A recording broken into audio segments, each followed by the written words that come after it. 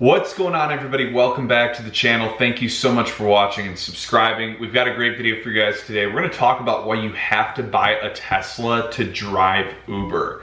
Before we jump in this video, we wanted to give a quick shout out to our sponsor, Solo. Solo is the best app for getting drivers great pay. It gets you access to guaranteed earnings, and they say the average Solo driver makes at least an extra $5K a year. So check that out, guys. Definitely worthwhile. And let's jump into the video. Alrighty. So the reality is it's making less and less sense to drive a gas vehicle for Uber. As you guys were probably aware, the Comfort Electric was the big unveiling they did. They've got that nice partnership with Hertz. They released all these Teslas that you can rent. And the big news was Dara coming out and saying that by 2030, you will have to have an electric vehicle to be on the platform. And if you don't, you won't be allowed to drive. So here's the thing. It's getting to the point where between gas costs, between the rate cuts and everything else we've gone through as drivers, I just can't see a world where this makes sense unless, part-time is kind of okay, but even part-time, you've got to really wonder if you could do better things to make money with your 20 hours of part-time or whatever you do. And the answer is you definitely can. Especially with gas costs, you can easily take a part-time side gig on TaskRabbit even, where you just do random little gigs and you'd probably make more money. If you have a tech skill, something like Fiverr, you're gonna make better money doing things like that on the side where you still control your schedule than you will driving for Uber. Obviously, those take a little more skill and work ethic. Uber really is probably the easiest thing I've ever done in my life.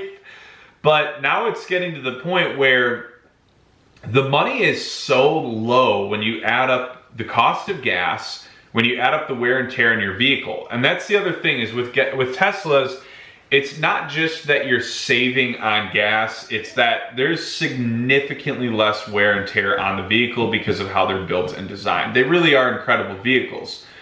Now the problem is, who's got the money from driving Uber to go buy a Tesla? Not many. But obviously with what Dara said, we now know beyond a shadow of a doubt that at some point, we will have to all have fully electric vehicles. And it's fully electric, no hybrids. So there's other models. You obviously have Polestar, and then the Ford Mach-E, which is the fully electric Mustang crossover. Interesting little whip. No interest there for me personally. I would get a Tesla over that any day of the week. But the thing is the way you've got to look at it now is if you are getting that additional incentive per ride for giving electric rides, if there's any way you can get a Tesla, I would actually say to do it. I would imagine for most of you, it's got to be used. It's got to be a little bit of an older model, and you'd probably have to trade in your current vehicle and use that trade-in money to go along with that purchase. But I think we're at a point now where it really doesn't make sense.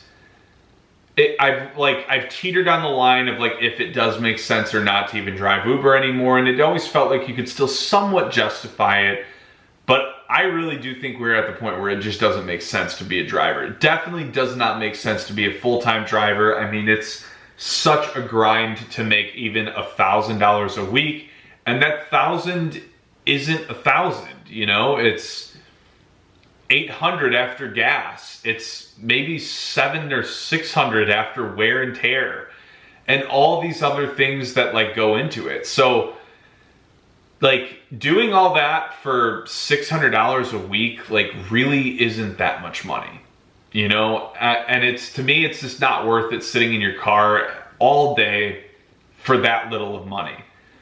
But if you can make 1,000 a week, and maybe with a Tesla, it's 1,100 to 1,200 a week, and you're saving that gas money each week, and the wear and tear is significantly less, now you're in a world where it still kind of makes sense.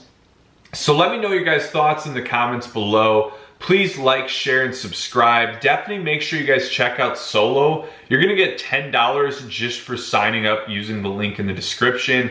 Definitely worthwhile there. And I've always said Solo is my favorite app that's ever come out for rideshare drivers. So anyways, hope you guys enjoyed the video. Hope you guys crush it out there this week too. And stay tuned for more updates.